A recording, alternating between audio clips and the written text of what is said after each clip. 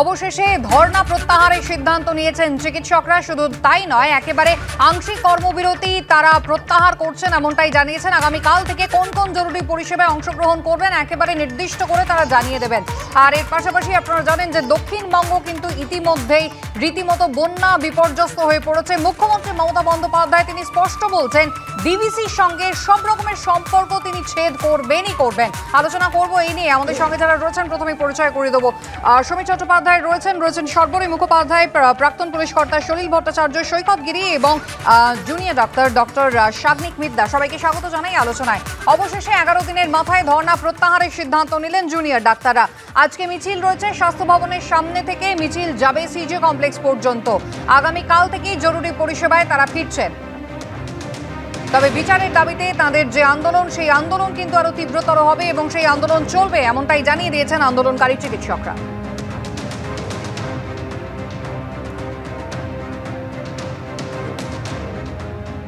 কালকে মিছিলের পর নিজ নিজ কলেজে ফিরে যাব, ধর্ণা মঞ্চে ফিরে যাব এবং আমরা একটা স্ট্যান্ডার্ড অপারেটিং প্রসিডিওর তৈরি করব, এসওপি, যে এসেনশিয়াল সার্ভিস বলতে আমরা কি কি মনে করছি এবং আমরা আংশিকভাবে, মনে রাখতে হবে আংশিকভাবে আমরা সেই এসেনশিয়াল সার্ভিসে কিন্তু পরশুদিন থেকে জয়েন করছি। যে যে জিনিস পাওয়া বাকি আছে তার জন্য কিন্তু আমাদের আংশিক কর্মবিরতিও চলবে, রাজপথেও আমাদের আন্দোলন চলবে। স্বাস্থ্য ভবন থেকে সিজিও কমপ্লেক্স অভিযানের ডাক দিয়েছি বিকেল 3টায়।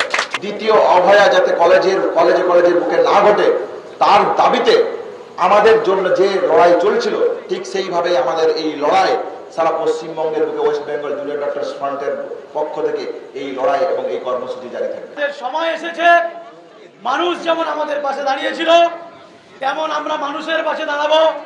বন্যা দুর্গত এলাকায় আমরা যাব, কিন্তু আমি একটা কথা মনে করে দিয়ে যেতে চাই, কেউ যেন আজকের আমাদের এই নমনীয়তাটাকে, আমাদের এই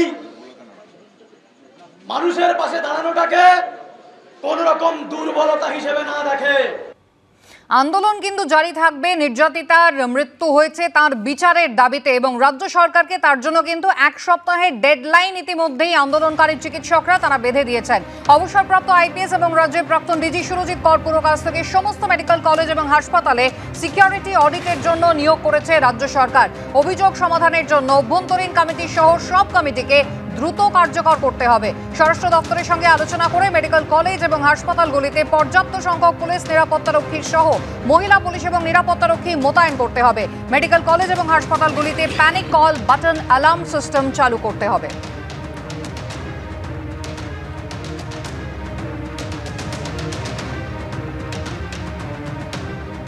তৎকালীন ভাষায় আমি জানিয়ে দিতে চাই রাজ্য প্রশাসনকে, তারা যেন এটা কোনোভাবেই ভেবে না নেয় যে আন্দোলন একটা জায়গায় তারা মিটিয়ে নিতে চাইছে।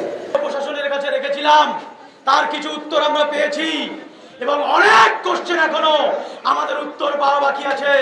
সেই উত্তরগুলো আমরা চাইতে থাকবো। তাই আমাদের অবস্থান কোনোভাবে এখানে বন্ধ হলেও আন্দোলন কিন্তু তীব্র থেকে তীব্রতম হবে। থ্রেট কালচার, এই থ্রেট কালচারকে সমূলে বিনাশ করার জন্য প্রত্যেকটা কলেজে এনকোয়ারি কমিটি বসাতে হবে। আজ যে ডিরেক্টিভ এসছে তার মধ্যে কিন্তু খুব সুচারুভাবে এই জিনিসগুলো এড়িয়ে যাওয়া হয়েছে। আপনাদের ছিল এই সত্যের পথে লড়াই করার জন্য রসদ যোগানো, সাহস যোগানো এবং এই জায়গা থেকে আপনারাও সফল হয়েছেন, আমাদেরকে সাহস জুগিয়েছেন। এই সাহসটা আমরা আমাদের বুক পেতে, আমাদের মাথা পেতে নিলাম। এই সাহসটাকে সঙ্গে নিয়ে আমাদের এই আন্দোলনটা শুধুমাত্র পালের দিক ঘুরিয়ে আমরা এই আন্দোলনটা করতে থাকবো। আলোচনা শুরু করব। আমি প্রথমেই সমীর চট্টোপাধ্যায়কে দিয়ে শুরু করব। সমীরদা, তাহলে রাজ্য সরকারের এই মুহূর্তে বড়সড় চ্যালেঞ্জ, 7 দিনের ডেডলাইন কিন্তু জুনিয়র ডাক্তাররা বেঁধে দিয়েছেন এবং নিরাপত্তা সংক্রান্ত দাবি এবং বাদবাকি দাবি যতক্ষণ না যদি না মেটে 7 দিনের মধ্যে, তাহলে পূর্ণ কর্মবিরতি কিন্তু ফের শুরু হবে। প্রতিবাদী ছাত্র ভাই বোনদেরকে আমি প্রথমেই ধন্যবাদ জানাই যে তাদের দেরিতে হলেও শুভবুদ্ধির উদয় হয়েছে, সাধুবাদ তাদের। এবং এই ধরনের একটা ঘটনা, তার প্রতিবাদ এবং তারা তাদের যে দাবি, একটা গণতান্ত্রিক সরকার এবং মানবিক মুখ্যমন্ত্রী তাদের সাথে যে ধরনের আলোচনার মাধ্যমে প্রতিটা দাবি, প্রায় 5টা দাবির মধ্যে প্রায় সব দাবি 10% দাবিকে মান্যতা দিয়েছেন পদত্যাগের দাবি এবং এখনো করছেন স্বাভাবিক আন্দোলনকারীরা। সিপি থেকে তাদের যে দাবি ছিল, ডিসি নর্থ থেকে, স্বাস্থ্য শিক্ষা অধিকর্তা থেকে শুরু করে অবশ্যই স্বাস্থ্য সচিব, সেটা পরে আলোচনা হবে। সাময়িকভাবে যে ধরনের সরকার ওদের যে যে ত্রুটিগুলোর জন্য ওদের কে পাশে দাঁড়িয়েছেন, এবং সর্বমূলে যেটা হচ্ছে ন্যায় বিচার, এই ন্যায় বিচারের দাবি যেখানে আছে, যারা তদন্ত করছে তার দায় সিবিআইয়ের, এবং অবশ্যই সুপ্রিম কোর্টের বিচার উপর নির্ভর করছে। এর মধ্যে রাজ্যের বন্যা পরিস্থিতি অত্যন্ত ভয়ঙ্কর। স্বাভাবিকভাবে তাদের এগিয়ে আসা, তাদের আজকে এই আন্দোলন করে আসা, আমরা তাদেরকে সাধুবাদ জানাই। সর্বরিদির কাছে এই জায়গায় যাই। সর্বরিদি, রাজ্য সরকারের কাছে যেমন একটা বড় সড় চ্যালেঞ্জ, 7 দিনের একটা ডেডলাইন যখন আন্দোলনকারীরা বেঁধে দিয়েছেন, তার পাশাপাশি বিচারের দাবি কিন্তু তারা চালিয়ে যাবেন এবং সেখানে আন্দোলন কিন্তু জোরদার হবে। অর্থাৎ সিবিআই এর জন্যও কিন্তু একটা মাথা ব্যথার কারণ বটে। না, মাথা ব্যথার কোনো কারণই নেই। তাদের আন্দোলন যদি এই ঘটনাটিকে আরও দ্রুততার জায়গায় নিয়ে আসে, সেটা আমাদের প্রত্যেকের চাওয়ার, কারণ অভয়া আমাদের প্রত্যেকের মেয়ে। এখন এই যে একটু আগে সমীরদা বললেন মানবিক মুখ্যমন্ত্রী, এটাতেই তো সমস্যা না। কারণ মানবিক মুখ্যমন্ত্রীর বিবেকবান নেতারা তারা যে কি বললেন, এই অভয়ার এই যে 9 তারিখ থেকে আজ অবধি, মানে এখনও অবধি চলছে, আজকেও সিজিও কমপ্লেক্সে তাদের অভিযান আছে, এই সময়টাতে মানবিক মুখ্যমন্ত্রী বা তার বিবেকবান নেতাদের ভাষাতে গোটা বাংলা তো চমকে চমকে উঠেছে। ফলে সমীরদাদের মানবিক মুখ্যমন্ত্রী সাধারণ মানুষের কাছে তার মানবিক নেই। তার কারণ তার প্রতিটা আচরণের মধ্যে মানুষ দেখেছে যে একটা অসম্ভব অমানবিক একটা ছবি, যেখানে বারবার এরকমও হয়েছে যে তিনি বলছেন যে তিনি না, আপনি রাজ্যে থাকুন দাদা, দাদা এই নাটক আর ভালো লাগছে না, আর ভালো লাগছে না, বিজেপি শাসিত রাজ্যে কিভাবে নারীদের সম্মান হরণ করা হয়, কি স্টেপ নেয় বিজেপি সরকার, আমি সেটা কিন্তু আমাদের জানতে হবে। ডক্টর মিদ্দার কাছে যাই। ডক্টর মিদ্দার কাছে যাই, আপনারা এসওপির কথা বলেছেন, নির্দিষ্ট করে এসেনশিয়াল পরিষেবা কোন কোন জায়গাগুলোতে আপনারা দেবেন, এখনো পর্যন্ত কি ঠিক করলেন? এখন এসওপির কথায় যাওয়ার আগে কয়েকটা কথা বলে নিতে চাই। এখন আমরা দ্বিতীয় দিন যখন সিএস এর সাথে চিফ সেক্রেটারির সাথে মিটিংয়ে গিয়েছিলাম, আমরা মূলত আলোচনার জন্য গিয়েছিলাম যে বিষয়ে আলোচনা হয়েছিল। 1 নম্বর আমাদের 4 নম্বর দাবি এবং 5 নম্বর দাবিকে কেন্দ্র করে, এবং তার সাথে আমাদের দাবি ছিল যে প্রিন্সিপাল হেলথ সেক্রেটারির যে আমরা অপসারণ চেয়েছিলাম, সেই বিষয়ে আপনারা কতটা কি নতুন করে ভাবলেন। এবং আমরা চেয়েছিলাম যে, এবং ওনার বিরুদ্ধে মানে ওনার যে কর্মকাণ্ড শেষ 4-5 বছর ধরে স্বাস্থ্য ব্যবস্থায় যা কিছু চলেছে, উনি তার সঙ্গে প্রত্যক্ষ বা পরোক্ষভাবে নিশ্চয়ই জড়িত বা নিশ্চয়ই সবটা জানতেন। তা ওনার বিরুদ্ধে যদি ডিপার্টমেন্টাল ইনকোয়ারি করা যায়, এবং ওখানে আমাদের বারবার যতক্ষণ আমরা এই দাবি তুলেছি, সরকারের তরফ থেকে বারবার ওটা এড়িয়ে যাওয়া হয়েছে। যা হোক, তারপর আমরা যখন আমাদের 5 নম্বর দাবিতে ঢুকি, আমরা একদম নির্দিষ্ট করে বলি যে থ্রেট কালচার চলছে, যেমন কলেজ স্তরেও এনকোয়ারি কমিটি চাই, সেরকম রাজ্য স্তরেও এনকোয়ারি কমিটি চাই। এবং এই যে থ্রেট কালচার গড়ে ওঠার মূল কারণ হচ্ছে দীর্ঘদিন ধরে কলেজগুলোতে কোনো গণতান্ত্রিক স্টুডেন্ট ইউনিয়ন বা স্টুডেন্ট কাউন্সিল না থাকা। অ্যাবসলিউটলি, আমি এই জায়গায় অবশ্যই আপনার কাছে আরো বিস্তারিত আলোচনায় আসবো, কিন্তু ডক্টর মিদ্দা এসওপিটা যদি একবার পরিষ্কার করে দেন, কারণ সকলেই জানতে চাইছেন এই মুহূর্তে যেভাবে একটা বন্যা পরিস্থিতি তৈরি হয়েছে, চিকিৎসকরা কি ভাবছেন?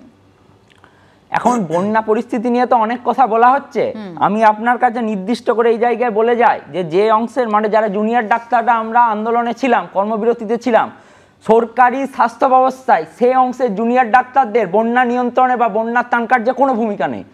তাই আমরাও চাই এই বন্যা কবলিত যে মানুষ, এই মানুষদেরকে নিয়েই তো আমাদের আন্দোলন চলেছে। আমরা দেখেছি সুন্দরবনের প্রত্যন্ত গ্রামে মানুষরা আন্দোলনে অংশগ্রহণ করেছে, এবং যে বন্যা কবলিত এলাকার মানুষও আন্দোলনে অংশগ্রহণ করেছে। আমরা তাই আন্দোলনের পাশে দাঁড়াতে চেয়েছি, তার জন্য আমরা অভয়া ক্লিনিক এবং অভয়া যে ত্রাণ নিয়ে আমরা বন্যা কবলিত এলাকায় যাব, আজ থেকেই যাব, আমাদের নির্দিষ্ট আছে, আমরা ঘোষণা করে দিয়েছি কোন কোন জায়গায় যাব, ঘোষণা হয়ে যাবে, মানে টিম রেডি হয়ে গেছে, আজ থেকেই যাবে। এবং এসওপি বলতে আমরা বলেছি যে এসেনশিয়াল কাজ, এবং সেই এসেনশিয়াল কাজ, এসেনশিয়াল সার্ভিসের কাজ মানে কোন কোন জায়গায় করবো, এটা আমাদের চলছে, কাল থেকে আমরা কাজে যোগদান করব, তার আগেই জানিয়ে দেব আমরা যেগুলো যোগদান করব না একদম নির্দিষ্ট করে দিতে চাই। জুনিয়র ডাক্তাররা ওপিডিতে অংশগ্রহণ করবেন না এবং কোল্ড লোটি সেখানে অংশগ্রহণ করবেন না। বেশ, আমি আবারও আসবো এই প্রসঙ্গে আলোচনায়। তবে বারবারই আরজি করের কথা যখন ওঠে, যখন আলোচনা হয়, তখন যে শব্দবন্ধের ব্যবহার হয় তা হচ্ছে থ্রেট কালচার। এই থ্রেট কালচারের অভিযোগে কিন্তু গতকাল কল্যাণী জেএনএম মেডিকেল কলেজে সেখানে 40 জন ডাক্তারি পড়ুয়াকে বহিষ্কার করার সিদ্ধান্ত নিয়েছে কলেজ কাউন্সিল। নিজস্ব তাদের যে বৈঠক হয়েছে সেখানে হাসপাতাল, হস্টেল, কলেজ ক্যাম্পাস থেকে এই 40 জন ডাক্তারি পড়ুয়াকে বহিষ্কার করা হচ্ছে। জিলম করঞ্জাই রয়েছেন আমাদের সঙ্গে টেলিফোন লাইনে। জিলম, বিস্তারিত জানতে চাইবো কোন কোন কাজে তারা অংশগ্রহণ করতে পারবেন আর কোথা থেকে তাদেরকে বাদ দেওয়া হলো? তাদেরকে এক্সটেন্ডেড কলেজ কাউন্সিল গতকাল যে বৈঠক করে এই সিদ্ধান্ত নিয়েছেন, এই 40 জনকে, যেমন তুমি বলছিলে হস্টেল, হসপিটাল এবং কলেজ ক্যাম্পাসে তারা আসতে পারবে না আগামী 6 মাস, যতক্ষণ পর্যন্ত না তাদের বিরুদ্ধে যে অভিযোগ উঠেছে তার তদন্ত সম্পূর্ণ হচ্ছে এবং তাদেরকে নির্দোষ প্রমাণিত হচ্ছে। এর পাশাপাশি এটা স্পষ্ট করে দিয়েছে কলেজ কাউন্সিল কমিটি যে যা যা এখানে হস্টেলে যে ওয়েলফেয়ার কমিটি আছে, স্টুডেন্টস ওয়েলফেয়ার কমিটি, সেগুলো ভেঙে দেওয়া হয়েছে। সব রিপ্রেজেন্টেটিভ যারা রয়েছে, ক্লাস রিপ্রেজেন্টেটিভ, তাদেরও সরিয়ে দেওয়া হয়েছে পদ থেকে। এবং আরো একটা গুরুত্বপূর্ণ বিষয়, কলেজে যে থ্রেট কালচারের অভিযোগ উঠেছিল, সেই অভিযোগে কলেজ কাউন্সিল স্বীকার করছে যে 2 জন অধ্যাপক এবং পদাধিকারী কলেজ এই থ্রেট সিন্ডিকেটের সঙ্গে যুক্ত ছিল এবং তাদের বিরুদ্ধে অভিযোগ উঠেছে, পরীক্ষায় ম্যাল প্র্যাকটিসের অভিযোগ উঠেছে। এবং সেই জন্যে তারা যেটা তাদের বিরুদ্ধে, তার মধ্যে একজন অন্যতম হচ্ছে কলেজের প্রাক্তন অধ্যক্ষ প্রফেসর অভিজিৎ মুখার্জি এবং আরেকজন হচ্ছে কমিউনিটি মেডিসিনের প্রফেসর। তাদেরকেও কলেজে বিভিন্ন দায়িত্বতে থাকা বা পরীক্ষার খাতা দেখার এই বিষয় থেকে অব্যাহতি দেওয়া হয়েছে, তাদেরকে রাখা হবে না। কলেজ কর্তৃপক্ষ পুলিশের কাছে এই বিভিন্ন যাদের বিরুদ্ধে থ্রেট কালচারের অভিযোগ আছে সেখানে লিখিত অভিযোগ করবে এবং তদন্তে সাহায্য করবে। এবং একই সঙ্গে কলেজের হস্টেলে যে ইললিগ্যাল অকুপেন্ট, অর্থাৎ অনেক প্রাক্তনী হস্টেলে থেকে থ্রেট কালচার চালাচ্ছিল, তাদেরকেও হস্টেল থেকে বের করা হবে এবং হস্টেল ক্যাম্পাস, হসপিটাল ক্যাম্পাসে পুলিশের সাহায্যে টহলদারি চালাবে, এমনই সিদ্ধান্ত তারা ঘোষণা করেছে। এবং এই 40 জনকে গতকাল রাত 8টার মধ্যে হস্টেল ছাড়ার নির্দেশ ছিল। আজ সকালে তারা ফের সেই নির্দেশ পালন হয়েছে কিনা সেটা দেখবেন। জিলাম, ধন্যবাদ। আমি আলোচনায় ফিরে আসবো। এই ঘুঘুর বাসার যে কথা বারবার আন্দোলনকারীরা বলছেন, সেই ঘুঘুর বাসা কি শুধু কল্যাণী জেএনএম মেডিকেল কলেজ? তা তো নয়, বারবার নাম উঠেছে Bardhaman medical college, Uttarbanga medical কলেজেরও।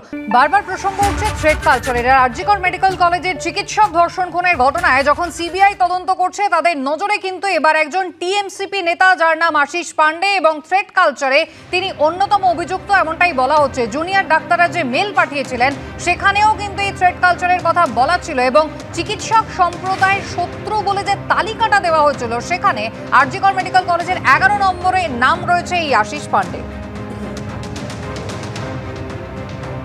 2021 সালে তৎকালীন ফাইনাল ইয়ার ছাত্র Ashis Pandey on duty doctor Mainak রায়কে দলবদ্ধভাবে এবং নির্মমভাবে মারধর করে। যতদিন ধরে সন্দীপ ঘোষ আরজিকর মেডিকেল কলেজের অধ্যক্ষ পদে আসীন ছিলেন, ততদিন এই যে সন্দীপ ঘোষ ঘনিষ্ঠ ছাত্র যেমন আশিস পান্ডে টিএমসিপি ইউনিটের নাম করে ভয় দেখিয়ে বিভিন্ন ছাত্রছাত্রীদের বিভিন্ন পরীক্ষায় বারবার ফেল করিয়েছে।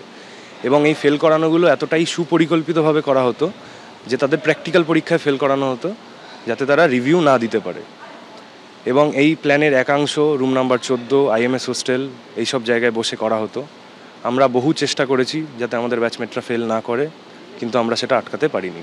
আইএমএস হোস্টেলের আবাসিক ছাত্র আশিস পান্ডে বিভিন্নভাবে আমাদের ওপর চাপ দিত। লোবেলিয়া, যেটা আমাদের কলেজ ফেস্ট, সেখানে জুনিয়রদের দিয়ে কাজ করানোর জন্য।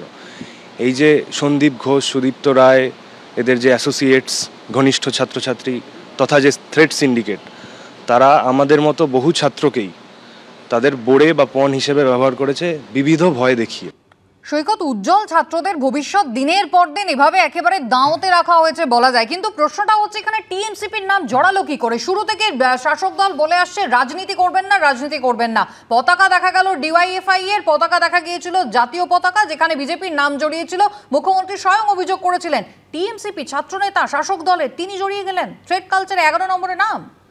না, আরজি করে যদি অভিযোগ প্রথম থেকে আপনি ফলো করেন তাহলে দেখবেন অভিযোগ কি, দুর্নীতি, চুরি, লুট, জাল ওষুধ, পর্নোগ্রাফি শ্যুট, মৃতদেহের সঙ্গে, এবং তার সঙ্গে আপনার থ্রেড কালচার, রেপ কালচার। আর এই যতগুলো শব্দ আমরা ব্যবহার করি, এই সব শব্দগুলোর সঙ্গে 2011 সালের পর তো তৃণমূল শাসক দলের নেতাদের নাম বারে বারে জড়িয়েছে।